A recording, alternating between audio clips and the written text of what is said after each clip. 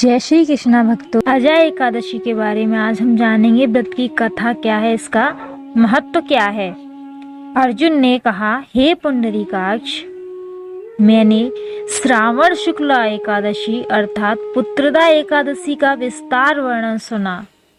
अब आप कृपा करके मुझे भाद्र माह के कृष्ण पक्ष की एकादशी के विषय में बतलाइए। इस एकादशी का क्या नाम है तथा इसके व्रत का क्या विधान है, इसका व्रत करने से किस फल की प्राप्ति होती है। तब भगवान श्री कृष्ण ने कहा, हे कुंती पुत्र, भाद्रपद माह यानी कि भादों के महीने के कृष्ण पक्ष की एकादशी को अजा एकादशी कहते हैं। इसका व्रत करने से सभी पाप नष्ट हो जाते हैं।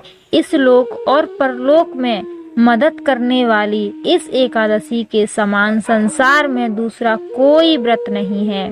अजा एकादशी व्रत कथा ध्यान से सुनिए। इस एकादशी का महात्म्य श्रवण करो, यानी कि भगवान श्री कृष्ण ने अर्जुन से कहा कि अब इस एकादशी का जो महात्म्य है उसको ध्यान से सुनो। पौराणिक काल में भगवान श्री राम के वंश में अयोध्या नगरी में एक चक्रवर्ती राजा हरिश्चंद्र नाम के राजा हुए थे। राजा अपनी सत्यनिष्ठा और ईमानदारी के लिए प्रसिद्ध थे। एक बार देवताओं ने इनकी परीक्षा लेने की योजना बनाई। राजा ने स्वप्न में देखा कि ऋषि विश्वामित्र को उन्होंने अपना राजपाट दान कर दिया है। सुबह विश्वामित्र वास्तव में उनके द्वार पर आकर कहने लगे, तुमने स्वप्न में मुझे अपना राज्य दान कर दिया है। राजा ने सत्यनिष्ठ व्रत का पालन करते हुए संपूर्ण राज्य विश्वामित्र को सौंप दिया। दान के लिए दक्षिणा चुकाने हेतु राजा हरिश्चंद्र को पूर्व जन्म के कर्म फल के कारण पत्नी, बेटा एवं खुद को बेचना पड़ा। हरिश्चंद्र को एक डोम ने खरीद लिया जो शमशान भूमि में लोगों के दाह संस्कार का काम करवाता था। वह एक चांडाल का दास बन गया। उसने उस चांडाल के यहाँ कफन लेने का काम किया, किंतु उसने इस आपत्ति के काम में भी सत्य का साथ नहीं छोड़ा। किसने नहीं छोड़ा? राजा हरिश्चंद्र ने। जब इसी प्रकार उन्हें कई वर्ष व्यतीत हो गए तो उसे अपने इस नीच कर्म पर बड़ा दुख हुआ और वह इससे मुक्त होने का उपाय खोजने लगे। वह सदैव इसी चिंता में रहने लगे कि मैं क्या करूं, किस प्रकार इस नीच कर्म से मुक्ति पाऊं।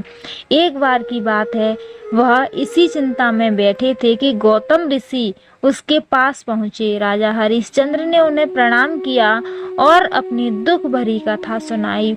राजा हरिश्चंद्र की दुख भरी कथा सुनकर महर्षि गौतम भी अत्यंत दुखी हुए और उन्होंने राजा से कहा, हे राजन, भादो माह के कृष्ण पक्ष की एकादशी का नाम अजा है। तुम इस एकादशी का विधि विधान पूर्वक व्रत करो और रात्रि को जागरण करो, इससे तुम्हारे सभी पाप नष्ट हो जाएंगे। गौतम ऋषि इतना कहकर आलोप हो गए। अजा नाम की एकादशी आने पर राजा हरिश्चंद्र ने महर्षि के कहे अनुसार विधान पूर्वक उपवास तथा रात्रि जागरण किया। इस व्रत के प्रभाव से राजा के सभी पाप नष्ट हो गए। उस समय स्वर्ग में नगाड़े बजने लगे तथा पुष्पों की वर्षा होने लगी। उन्होंने अपने सामने ब्रह्मा, विष्णु, महेश तथा देवेंद्र आदि देवताओं को खड़ा पाया। उन्होंने अपने मृतक पुत्र को जीवित तथा अपनी पत्नी को राजसी वस्त्र और आभूषणों से परिपूर्ण देखा। व्रत के प्रभाव से राजा को पुनः अपने राज्य की प्राप्ति हुई। वास्तव में एक ऋषि ने राजा की परीक्षा लेने के लिए यह सब कौतुक किया था, परंतु अजा एकादशी के व्रत के प्रभाव से ऋषि द्वारा रची गई सारी माया समाप्त हो गई और अंत समय में हरिश्चंद्र अपने परिवार सहित स्वर्ग लोक को गया। हे राजन, यह सब अजा एकादशी के व्रत का प्रभाव था। जो मनुष्य इस उपवास को विधान पूर्वक करते हैं तथा रात्रि जागरण करते हैं, उनके सभी पाप नष्ट हो जाते हैं और अंत में वे स्वर्ग को प्राप्त करते हैं।